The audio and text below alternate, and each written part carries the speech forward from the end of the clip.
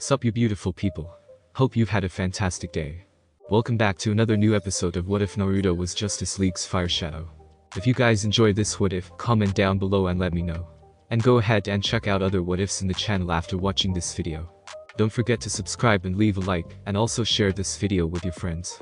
So now let's start this video. In Atlantis, Aquaman was utterly outraged, and it was not merely anger at Orm, but himself as well. All this time the blonde who was with Superman had been right all along. His pride, and his unwillingness to consider the possibility that there was indeed a traitor in his kingdom led to this. He was filled also with an absolute loathing for the soldiers who willingly went along with this, and saw the arrogant smirk on Brack's face. That slimy bastard had been part of this the whole time, and now he realized just why Brack was so willing to defy him in the throne room before. He and Orm had planned this all from the start, and he only helped to make the process a lot faster than before. He could not help but feel the pain of that truth become more potent when he had to deal with Orm gloating about his plan, as well as taunting him about his view on his leadership. I had to stand by and watch you lead Atlantis and our people to stagnation and ruin, all because of your unwillingness to do what should be our destiny. To take the surface world and show those surface dwellers that we are their betters. Instead our home gets polluted and what is rightfully that of Atlantis get taken and perverted by these primates above us. No more shall I let this happen. You are insane, Orm. This is treason of the highest level and you know it. Treason. This is insurrection, dear brother, a just insurrection to remove one who is lazy and truly worthless as leader of this nation. Take him away.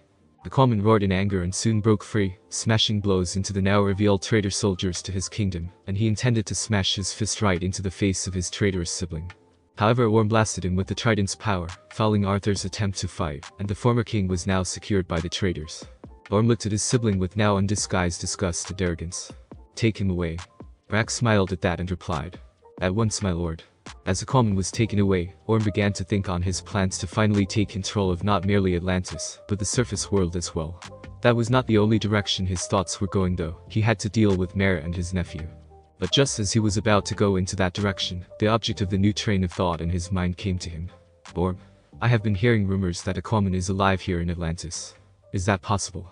Orm tried to and managed to maintain a calm and serious visage, though mentally speaking, he was utterly livid with the idea that the reports of his bother had reached Mera's ears, but at least she had not been here to see them dragging away Arthur when he had shot his brother with the trident. I am afraid I cannot confirm or deny those rumors, Mera. For all we know it could be some impostor or merely the stress of Arthur's loss that is affecting our people. Mera was not too pleased by this, but spoke. How can you say such things, Orm? We have not yet confirmed anything. I know, but we have to assume the worst until we find out more, Mera. I will do all that I can to protect you and your son. Mera may have been a very beautiful woman and a member of nobility, but she was not the least bit foolish. The way Orm spoke might have been an attempt to placate her. But the very fact that he was doing so in a tone that was odd, made Mera a lot more worried as well as suspicious. And being the woman of courage that Arthur had known her to be, she spoke. What do you mean by that, Orm? That was more than enough to make Orm realize that his attempt was not working, so he tried to be a bit more forceful. I mean what I said, Mera. Cooperate and nothing will happen to you and your son. That was more than enough to finally convince Mera that something horrible was happening here, and she quickly left the room to look for her son. The second she entered the private room of her family she saw the cradle holding her child. Only to find that her son was no longer in there in his crib, and as far as she knew he was wrapped snugly in his blanket. The sight of it all filled her with horror and shock, as she tried to find out what was going on. She however knew full well now who was the one responsible for this event of horror, and as she turned to look, she saw Orm looking at her. She felt shock, anger, and great fear, the last emotion due to what could be lurking in Orm's mind concerning her son. Why are you doing this, Orm? I am merely doing that needs to be done on account of your husband's foolish tolerance of the surface dwellers. By declaring war against them. It is already underway, Mera, do not interfere. Orm then left, and made sure to silently signal some of his loyal followers to keep an eye on the queen. Once he disposed of both Arthur and his son, then he will rule what was his by right. And with enough time, even Mera herself would soon be his. The idea made the betrayer of Aquaman smile even more, as this would be his grandest moment. The surface dwellers had provided him with the means to enact his plan, and it was his own soon-to-be removed brother who allowed him to get it. Oh, the irony. Orm whispered to himself to avoid alerting anyone, a sound move on his part, when one of the members of the Atlantean Navy came with a report. Lord Orm, we have news. Report. Our scanners have picked up the same craft used by the surface dwellers who came to save the submarine's crew. Orm gave a dark look at that, and decided that dealing with them first was of high priority, before moving the rest of his plan. Besides, they had to be contained lest they reveal the truth of his part in the attempt on his brother's life. And they could be used as scapegoats once secured and depowered with some devices of his. Deal with them in the manner those barbarians deserve. If you secure them alive, bring them to me so I can question them before I go to deal with the rest of their kind. Yes, my lord. And the javelin. The heroes of the League were not too happy with what they were doing, since there was no telling what would happen once they got to Atlantis. The head start Aquaman had on them was a lot, though at least with the javelin they had made good time. Still, that hardly meant that they were in a relaxed mood, and like before they had more than enough good reason to be worried, though they also tried to be optimistic of their chances. Naruto, on the other hand, was not the least bit pleased by all of this. His long life and experiences back home made him more than aware that things would get really problematic once they got there. Kori spoke to Naruto, who had a grim look on his face, as he was devoid of the mask for now. Are you alright, friend Hokage? Naruto's grim look did not leave him, and he sighed as he replied. No, I am not, to be honest, Kori-chan. This is a very dangerous situation we all walked into. I have no doubt that the very second we get to Atlantis we are going to be in for a fight. Superman then replied. We should at the very least try to avoid that. We're not here to start a war, Hokage. We might not be, but whoever is the one who hired Deadshot certainly is. Remember that this guy is influential with that kind of wealth, allies, and has connections, no doubt. The very second that Aquaman got there, they no doubt are holding him captive, and the very second we show up, they may very well give the Atlantean Navy orders to shoot us on sight. That got their attention well enough, as they agreed that Naruto had a point, and John replied. Then we're going to have to be ready for the worst. Diana then replied. True, but we still need to know just who the true enemy here is. We know that the enemy is no doubt of noble lineage in Atlantis, and no doubt has vast fortunes to fund this coup. But I cannot fathom on who it may be, since my people have little contact with them, so we have no idea if there are people with ill intent towards Aquaman, and willing to go to full-scale war. Superman, you dealt with Aquaman before than any of us. Is there anything you can share that might help you shed some light on this?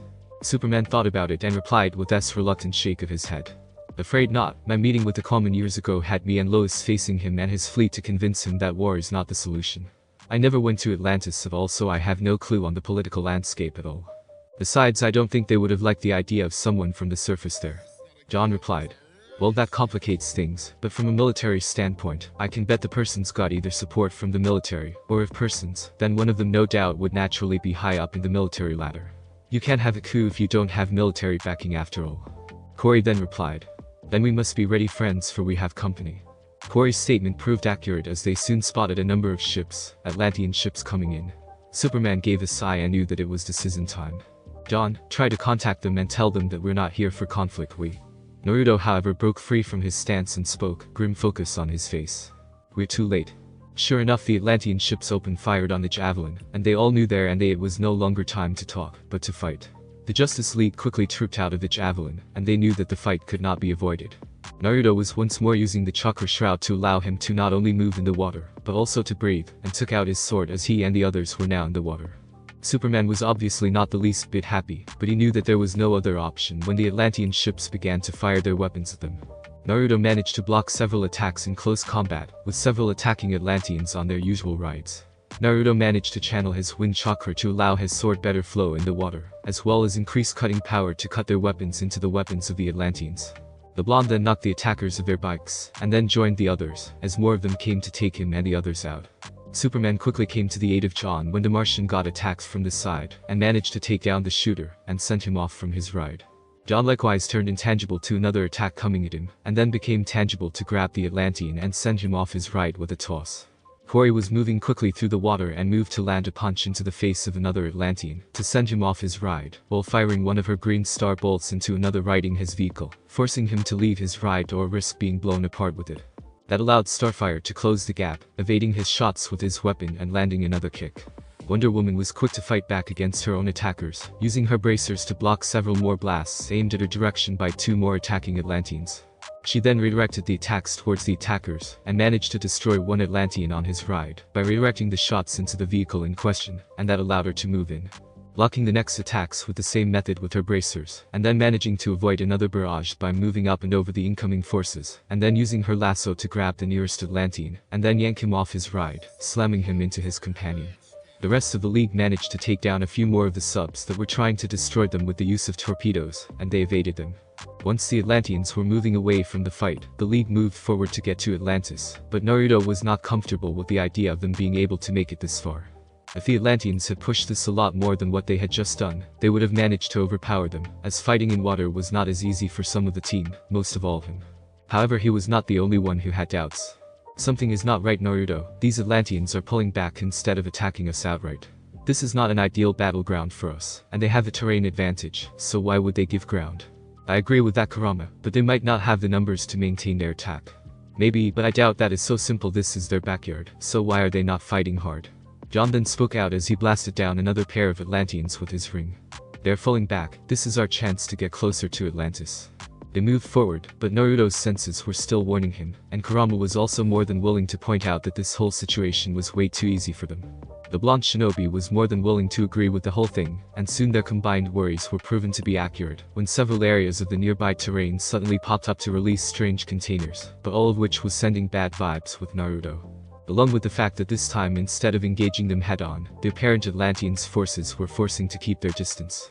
Naruto managed to use his chakra shroud briefly to avoid an incoming hit from one such weapon, only through his still potent chakra and intense training, plus Kurama's own, that he was able to withstand the attack. That very same attack, however, sent him away from the others, and just as they were about to get to him, the canisters went off. They turned out to be depth charges and more than enough to stun the League. Naruto saw that, but knew that he needed to avoid the rest of the attack, and quickly guided himself away from the area. I hate doing this, but I have to make sure some of us don't get caught so we can rescue the others. Kurama merely growled a bit in agreement, as they both knew that if all of them got caught, no one was going to rescue them. The fact that they still had no idea just how things were in Atlantis itself was enough to tell them that looking for allies in said city was optimistic at best, and foolish at worst. His time as Hokage had never been easy, but they had their good points, and right now he had to use what he learned to good effect. Unfortunately, he had lost one of his swords in the battle, and while he was loath to leave his weapon behind, he decided to retrieve it later. If he knew one thing, if the bad guys did not find him, they usually would take something as a way to prove to their leader that he was gone. Better use his sword as a way to weaken the resolve of his allies to resist them. A good tactic too, and one that he knew the hidden villages, even his own at times, used when the situation was enough to warrant its use. But it was going to work to his advantage. In Atlantis, the rest of the League were not in the best of shape after being hit by those depth charges, and right now they were being held not merely by restraints. They were unable to use their full powers due to what appeared to be some form of power limiter and restraint that drained even Superman's strength. They had awakened in these restraints and learned of the power restrictors when they tried to move. It was not something they liked to happen to them, but right now they had to try and find out if they could find Aquaman, and hopefully stop this from going any further than it already had. They were soon in the room and surrounded by a large number of Atlantean nobles, and naturally before them was Orm. Though it was obvious that none of the League had any idea that the one who was before them was the mastermind. What are you surface dwellers doing here in the sacred halls of Atlantis? The League looked at him, and Superman was the one to speak first. We came here looking for Aquaman. You barbarians have the audacity to come here looking for the very man you killed. Aquaman is not dead. Orm smirked mentally at that, but still retained the visage of an enraged brother to the king for his people. You are correct, full dot. My brother is indeed not dead. But I plan to fix that little snag soon enough. What manner of trickery is this? John tried to use his telepathy, but had no luck due to the restraints, but spoke anyway. There is no trick involved. We sent out news that he was in critical condition, only to lure out his would-be assassin. Really? And what happened afterwards, surface scum? John growled at that but kept himself focused for now, even though it galled him not to be able to use his ring. We managed to find said assassin and learned who ordered the hit on him, but before we could inform him, he left us, and so we tried to follow him before he came here. And why is that? Wonder Woman then spoke. Because we have learned that the one who hired the assassin, one Deadshot by name, had been hired by someone who had access to treasure only found in Atlantis. Orm was angry at this. He felt that he should have sent someone far more powerful than some two-bit surface-dwelling mercenary scum to deal with his brother. The Fool said he was the best at what he did, but apparently had not finished the job he was hired for. No matter, once he conquered the surface world he would find this merc and make him suffer unheard of agony for his failure. But for now he had a show to play out. You dare to accuse one of our people as being complicit to the death of our king. My brother, I should have your heads for this. Starfire then spoke. It all true. We have no reason to lie. Orm snorted and replied. You surface scum all lie, regardless of your form and looks. You dare to assume that you can come here to accuse us of plotting to kill our king. I shall have you suffer dearly for this. Diana then spoke. We know Aquaman returned to your kingdom to find out the truth. He was told of the possibility of there being a traitor in Atlantis before he came here. As long as one of us is not chained here, the truth will come out. Orm then spoke. You mean your companion who owned this sword? He presented the recovered sword of the Hokage, and the sight of the weapon was shocking to the rest of the League, as they recognized the sword. Clark was shocked along with John, and Stuart was also shocked in the sense that he expected the blonde ninja was out of the firing line. But it was both Diana and Corey who were struck more than the others. The former was saddened at the possibility of the loss of one of the few to welcome her into man's world, and someone she respected for his actions. And the latter obviously was utterly saddened by the possibility that her only friend in this new world was lost to her, and she was unable to do anything about it. Orm was more than willing to milk this and spoke. His body was never found by my men, and considering the lies you said, I could care less if he is alive or not. Take them away. They will be the first to die for their crime of murdering our beloved king. Superman spoke out despite the fact that he and the others were being taken away. Aquaman is not dead. He is here already in this city. Whoever is the traitor is hiding this from you all. Lies. All nothing more than lies by surface dwellers. Take them away and deal with them. Yes, my lord. As the guards took the League members away, Orm began to look over the population, and could tell that there was going to be a lot that had to be done. But for now, he had the momentum, and he was going to make sure that he was going to be able to use all of it to finally bring his plans to completion. For now, however, he needed to take care of other important matters that could not be delayed. The others were not in the best of shape at this point, as the water soon began to rise towards them. Orm, however, made sure that the water was going up at a fast but controlled pace, no doubt wanting to avoid their suffering before ending them. That disgusted the League, and while they knew that they were powerless, they tried to find a way free themselves. John was not pleased one bit by all this. Unlike most of his compatriots, he did not need oxygen to breathe, and therefore was not in danger of drowning as the others were. And had he been able to use his powers, he could have easily escaped, but with the power restrictor on, he could not becoming intangible and free the others. Thus he had the worst of it right now, since he was now powerless in saving the others from what was to come. Orm unfortunately made a serious mistake in stating that Naruto was no longer along the land of the living. He had not made the proper action of confirming that the blonde really was dead, because he was anything but dead. And where was the blonde shinobi in question right now? He was coming for the others. And to make things a lot more complicated, was that a certain red-haired Atlantean queen had managed to listen in and was now resolved in what she needed to do. Back outside, the two Atlanteans did not think much on what the fate was of the missing surface dweller, as there was no sign of a body, just rubble on the supposed cave he was hiding. They were only able to see a floating clump of seaweed heading in their direction. And what exactly could that seaweed do to them in the first place anyway? There's no sign of the surface dweller at all. I know I rather doubt anyone could survive that kind of barrage. True enough, since we only found that sort of his and not much else, so I don't think we can stay here much longer. We should report back to the city and get ready to move out with the others. They did not care much for anything else at this point, and decided to go for their plan to head back to the city. But as they were about to head back to the city and pass over the seaweed, they were suddenly attacked by chains from nowhere, and were dragged off their bikes. They turned and soon saw the seaweed turn into the surface dweller that they had been sent to deal with. Their shock ended as Naruto quickly smashed them hard in the face. Once they were knocked out cold, the blonde ninja looked their vehicle over. He found what appeared to be cuffs of some metal. He took the devices and soon restrained the two. Once he was done, he headed out to where Atlantis was while using his chakra to move forward like before. He soon saw the city and could not help but whistle mentally to himself at the sight of the city, even though he was looking only at the dome that covered it. It was big. Really big, and he could see just why Aquaman would do all in his power and authority to protect it. But right now he had to focus on infiltrating the city and finding the others, before they made their move to neutralize the leaders of the revolt and find Aquaman. It was here that he managed to get into contact with Batman. The Dark Knight had stayed behind to make sure that he could keep track of the movements of the Atlanteans. Now that he knew was not being followed, he spoke to Batman. Batman, you there? Yes, I am. Where are the others? I lost track of you all when the Javelin got attacked. We're right on the money here, Batman. The traitors have already taken over. My guess is they must have guys in the military, or the one doing this is head of it all. As for the others, after we ditched the Javelin after they attacked, we got broken up by underwater mines, came to later, but the others aren't with me. Alive. Possibly. No bodies at all right now that I can sense, though, with all this sea life, and the fact I'm still getting used to being this deep in the water. I can't track them accurately enough, but they no doubt are in Atlantis, since I can sense their chakra faintly right now.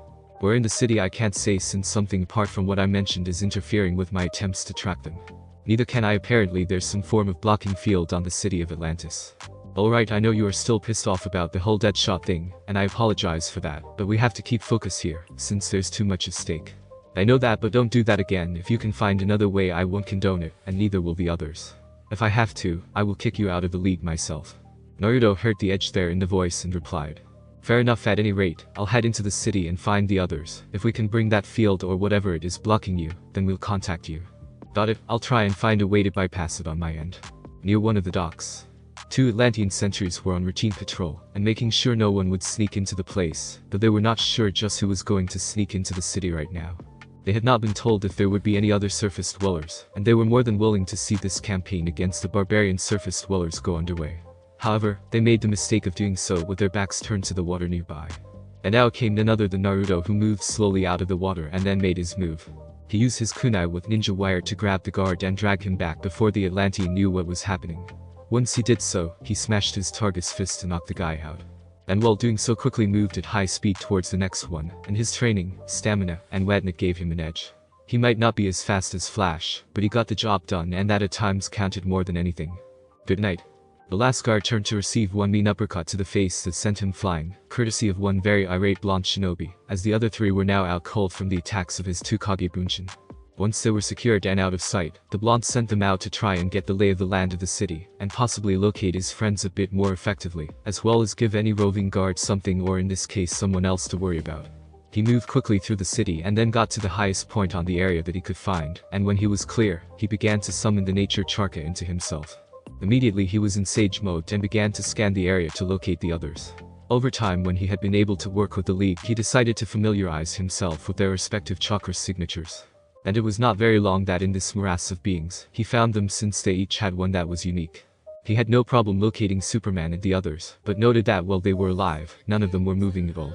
That was something he did not like one bit, as that meant that they were being held captive, and considering the sheer amount of power and talent in the collection of chakra signatures, the Atlanteans may have some form of power restraints that can contain their powers.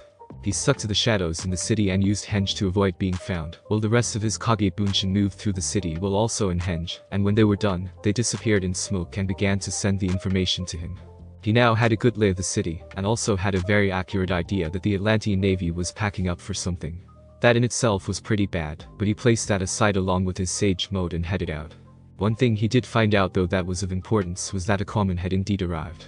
Some of the guards had been talking, and since they were so focused on said conversation, the Kage Bunshin had no problem in henge getting close to them and hearing all it needed to hear before moving away on the guise of heading back to Eric's and then disappearing. So Aquaman did make it. But the fact that all this is going on is that he was captured and hidden away somewhere. That must mean our royal pain in the ass is not here. We'll need to secure the others, and then go to look for him. And find anyone who are not in on the coup in question. Right now I guess we're off to the palace. It did not take a good amount of time for Naruto to reach the palace, and he tried to reach for Batman, but found out very quickly that he had no luck in connecting to the Dark Knight, no doubt due to the dome, and he decided to not take any risks for now, and blow his cover. He avoided a number of guards in the outer grounds, and soon silently began to move up the walls using his chakra to help him stick to said walls. He spotted some guards nearby, and could tell that they were not going to go anywhere, and thus became a problem for him to deal with. He quickly reached into his pouch and took out a pair of smoke bombs. He had to move fast, since he had no idea if the Atlanteans had senses that could allow them to find him even in the smoke. But he was committed and had to do it now, since the others had to be rescued before really bad things happened to them.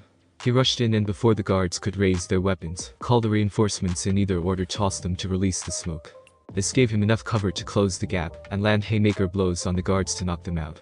He quickly used his senjutsu enhanced strength to grab one of their staff weapons and turn it into primitive but effective handcuffs, and in he went. So far it seemed that no one had figured out he was here, but he was not going to take any chances at all. Moving through the city was not going to be easy, since he had no idea just how many guards are around and what kind of tech the people here had. As he moved deeper in the palace grounds, the shinobi also did his best to locate anyone who could be able to help him. That might have sounded wrong since he was technically inside enemy territory, but he had enough experience in him to know that not everyone here could be on the side of the traitors to Aquaman. And they could help him find his comrades, as well as make sure that they could find the royal heart case, and make sure he was not in a bad way. It was not long before his faith in the idea of finding an ally here of all places was vindicated when he spotted a woman carrying a mace. And not just any woman either, but the kind that had the trappings of royalty, despite the fact that she seemed to know how to use that mace, meaning a warrior woman in nature was before him. He kept himself hidden for a moment longer and then followed her. He managed to finally restrain the woman, but made sure that he was doing so in a manner to make it clear that he was not an enemy. Still, he made sure to speak to her as well. "Relax, miss, I am not here to hurt you. I'm looking for friends of mine who got captured." Mara calmed herself and gave a reply. "Very well, no doubt you are referring to the surface dwellers captured by Ormden. I can help you free them." Naruto sensed no deception from the woman, and he released her, allowing him to see that she was one hell of a beauty to boot. Naruto however squashed that thought, since now was not the time for this sort of thing. "My name is Hokage, with the Justice League, and you are?" Mare, Queen of Atlantis and wife of the one you know as Aquaman. Naruto nodded and replied to that. Good to meet you, Your Highness, you know where they are. Mare nodded and they moved out as she spoke carefully to make sure her voice was not heard too quickly. Yes, I witnessed them being restrained and having power disruptors placed on them by Orm. I heard them saying that there was a traitor here in Atlantis who hired an assassin to kill my husband. Is that true? Every word of it, and gathering from what you just told me, then I can safely assume Orm is the traitor. Mare's grip on the mace tightened, and Naruto did not need to look at her face or sense her emotions to know that he had hit the proverbial target right on the bullseye. Yes, he has not only taken your friends prisoner, but no doubt has done the same to Aquaman when he arrived. I had asked for truth of the rumors that he had returned, only to learn that my son was taken by Orm. And what I heard him say to your comrades made me all the more convinced that he has taken Aquaman hostage. I have no idea where he is, but I know that I need allies to help me find both my son and husband, and to stop Orm. Naruto was quick to see the picture, and knowing what he knew of the traitor who now had a name, he ventured a bit more. Orm's high up in Atlantis' ability then to have done this. Mare nodded. He is my husband's half-brother. That did it. This reminded him way too much of his wife Koyuki's situation for Naruto's liking. The fact that Orm had taken his own nephew, a baby hostage, no less only served to anger the blonde. Once that was over, he and Mare headed out to the place where the rest of the league were being held prisoner. But not before Mare guided him to a nearby room, and there he retrieved his sword that he had lost, and had been used by Orm to show that he had been killed. Boy, was he going to have a field day busting that guy's bubble. In another part of the ocean, Aquaman growled mentally to himself as he tried to free himself from the heavy thick chains that held him close to the rock face. He had been taken here by the traitorous followers of his half-brother Orm, and soon chained there. He wasted none of his energies cursing the traitors, namely Brack, who looked at him every now and then, and despite the foul Worm's attempts to remain calm, he had no problem seeing the arrogance in his former general's demeanor as it happened. I will free myself, Orm, soon enough, and when I do, I will make your pain in the of Orms be legendary. He looked at the lava flow below him, and he knew that the lava was how Orm planned to dispose of him. It was thorough, but it would not be enough. The chains would pose a problem, but he did not become king of Atlantis merely through blood connections, and also because he married well. He was a warrior and was not the kind to give up without a fight. But any plan he had prepared in his mind was placed aside when the arch-traitor came. He glared at Orm and spoke to him with venom and the desire for retribution thick in his voice. Do you think you are going to succeed in this scheme of your, Orm? Orm gave a wicked sneer and replied. And who, dear brother, is going to stop me? You? You are weak-willed and soft, not the ruler or warrior Atlantis needs. Once I get rid of you, then my plans will move along nicely. Killing me is not going to bring you any closer to the throne, Orm. Perhaps, after all, the line of succession still stands. But I think I can deal with that easily enough. Orm soon presented a bundle wrapped in cloth. Aquaman soon recognized the bundle, and was enraged even more when he saw it move, and out came the cry of a baby. My son. Damn you, Orm. As you can see, I have decided to end the last obstacle early on. He then placed the crying child next to his father, who struggled against the chains binding him, as he saw his son crying deeply at the situation surrounding him. Children, apparently regardless of being human or not, could react to the emotional states of the beings around them. It was obvious that the malicious and cruel intent of Orm, coupled with the anger and desperation of his father, made the boy cry. Orm, however, had no pity in his mind when he moved away. To him, the removal of his nephew was all he needed to finally be free of his weak brother, claim the throne he felt was indeed his, claim the woman he also desired, and then bring the surface dwellers to their knees. All of it was proceeding well, and now he was going to make his last move to end this plan on a high note. He turned as soon as he was at a safe distance, and fired a beam from the trident, destroying the rock formation, keeping the boulder upright. Not enough to kill both quickly, even if it was practical. No. He wanted the death of his brother and nephew to be slow and agonizing for them both, so he made sure to make as much debris as possible be there to make the descent slow. And besides that, as it picked up speed, it would handle itself from there. Goodbye, brother. I will make sure to tell our people that despite my best efforts, we were not able to save you and my dear nephew in time. Damn you. And to throw the final barb at his brother. And I will make sure to comfort Mara as she mourns your passing and that of her son. And when it comes, I and Mara will name our children after you both. Goodbye. Orm. However, back at the palace. As soon as they moved through the palace, the shinobi began to sense better the others, and he was pleased that they were still holding on. He, however, knew that he had to make sure that they got to them in time, as their life signs were not too good through his senjutsu enhanced senses, as well as the enhanced senses, thanks to Kurama. It also did not take long for him to sense a number of signatures matching that coming from Mare, which told him that they were soon going to encounter forces, and it was clear that they would be on Orm's side, if they were guarding his fellow league members. It did not take long before they saw the guards, at least 4 of them, and Naruto stopped Mare. We got some guards there. You ready for this, your highness? Mera merely nodded, her grip on her mace tightening, and her stance going to that of a seasoned fighter, showing to Naruto that she was not a delicate woman.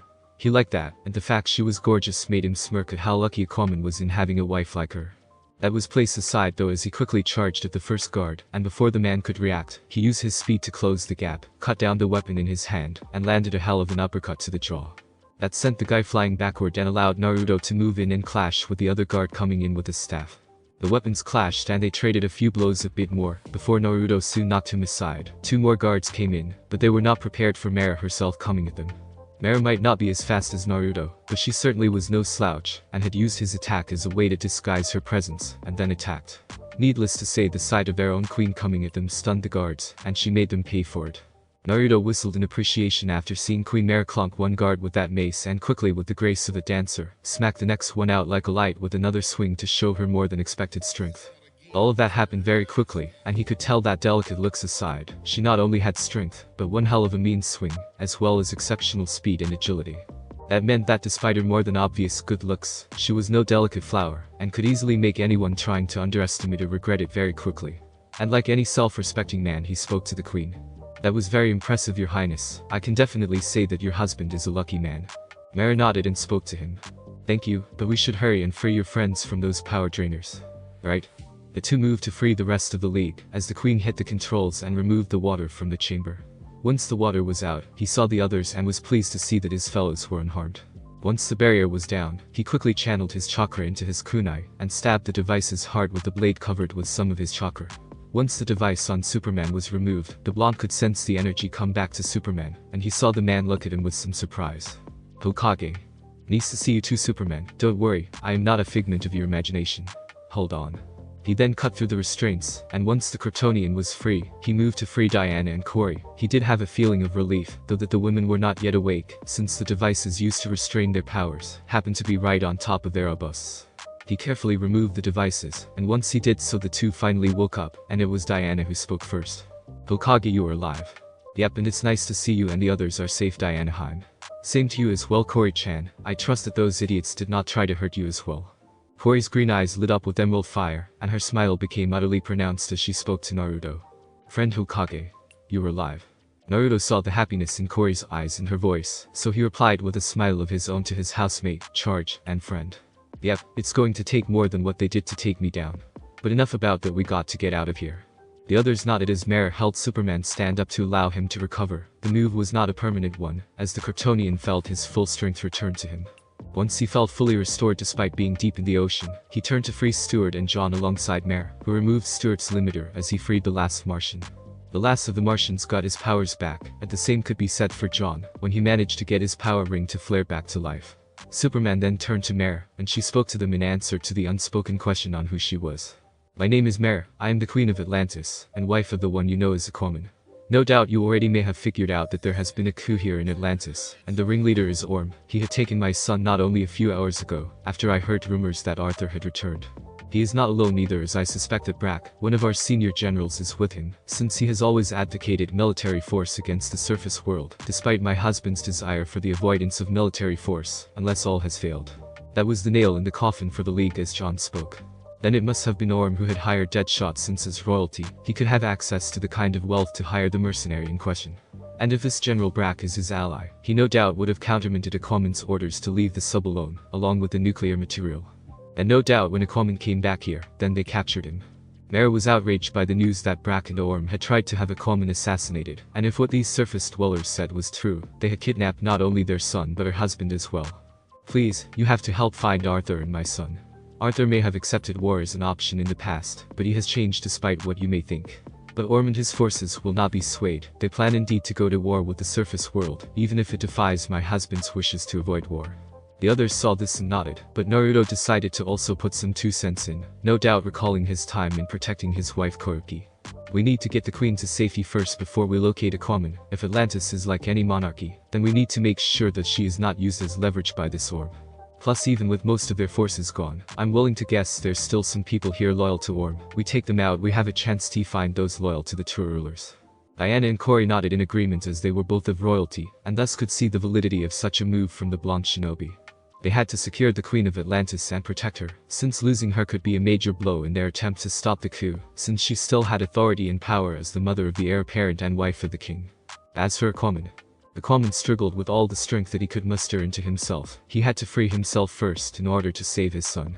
The movement of the boulder was now picking up greater amounts of speed, and he had no problem in know that time was against him. His son's cries egged him on, and soon he screamed out his triumph as one hand was free, but he knew that he could not relax yet. He tried to free his other hand, but saw that the chain was thicker here, and what he did before would take too long. He looked down and saw the buckle of his belt that could be removed. Made from the finest alloy of his people's smithcraft skills, it was more than strong enough for heavy-duty work. It had an edge also, not sharp enough, but it would have to do. He removed it and began to hack away at the chain. The blonde Atlantean knew that this was his last chance since the distance between him, his son, and the lava was growing shorter by the second, and if he did not make it.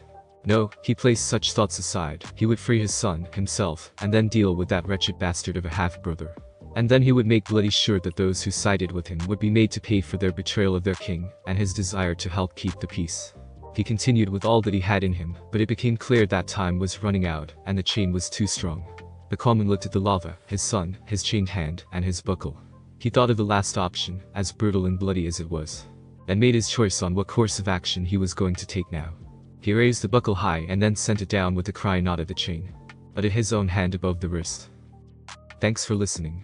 I do hope you enjoyed. If you want the next part of this video, like, subscribe and comment down below, and turn on the bell notification. And also check out other videos that I have created and enjoy. See you in the next video. Peace.